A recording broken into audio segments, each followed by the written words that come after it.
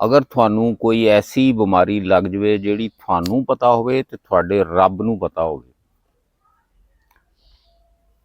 तुसीं छुप छुपा के चोरी जिस तरह तुहाडी बीमारी छुपी हुई आ इसे तरह छुप छुपा के तुसीं सदका अदा करिया करो।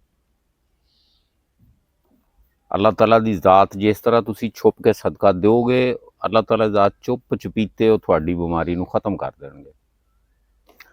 दूसरी गल ये हैगी आ, अगर तुसीं किसी गम दे विच मुबतला हो जांदे जे, किसी गम दे विच मुबतला हो जांदे जे ते छुप छुपा के चोरी रब नू ते तुहानू पता होवे तुसीं उहदे कोल इस्तगफार करो, जिन्ना ज़्यादा हो सकदा इस्तगफार करो, अल्लाह ताला दी ज़ात तुहाडी दुख परेशानी नू दूर कर देगा।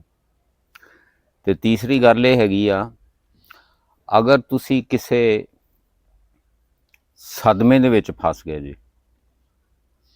किसी सदमे दे विच आ गए जे, तुहानू परेशानी हो गई आ ते रात दे पिछले पहर दे विच जिस वेले तुहानू होर कोई नहीं देख रहा, ना कोई घर दा ना कोई बाहर दा, 2 रकात नमाज नफल अदा करया करो, अल्लाह ताला दे अगे दुआ करया करो।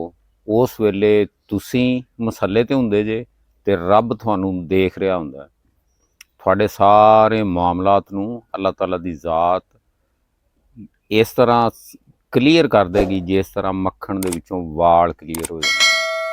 अल्लाह ताला दी ज़ात तुहानू खुश रखे, हसदे वसदे रहो, आबाद रहो। अस्सलामु अलैकुम।